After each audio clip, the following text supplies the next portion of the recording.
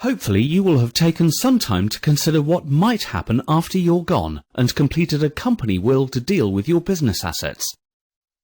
Well, that's great, but what happens if you're involved in a limited company with other shareholders, or you are in business with one or more partners?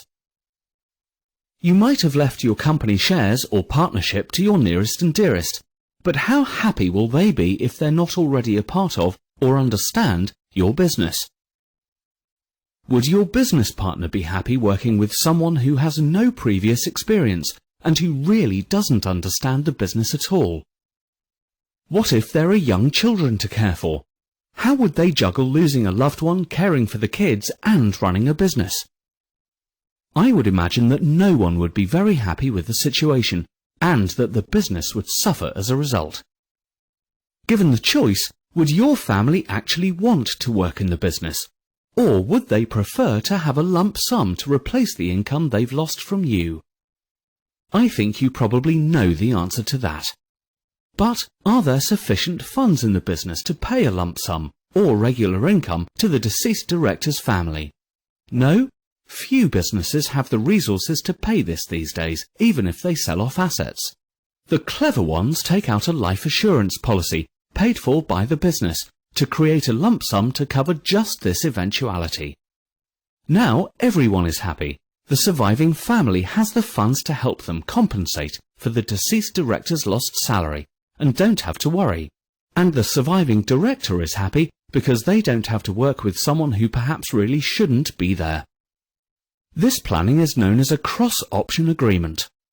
You might well be thinking, that's it. All we need to do is set this up and problem sorted. Wrong.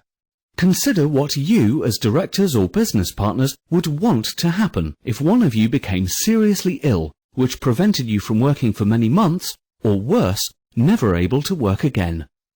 You know you need a strategy in place which protects both the business and the business partner's family.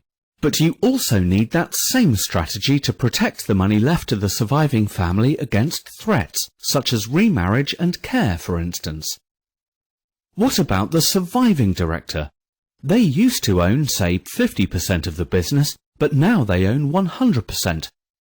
Now that 100% is all attackable by divorce and bankruptcy, as opposed to just the 50% owned previously.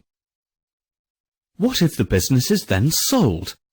There may be a higher capital gains tax bill to pay and more inheritance tax, simply because the entire business now sits in one director's estate and is not protected.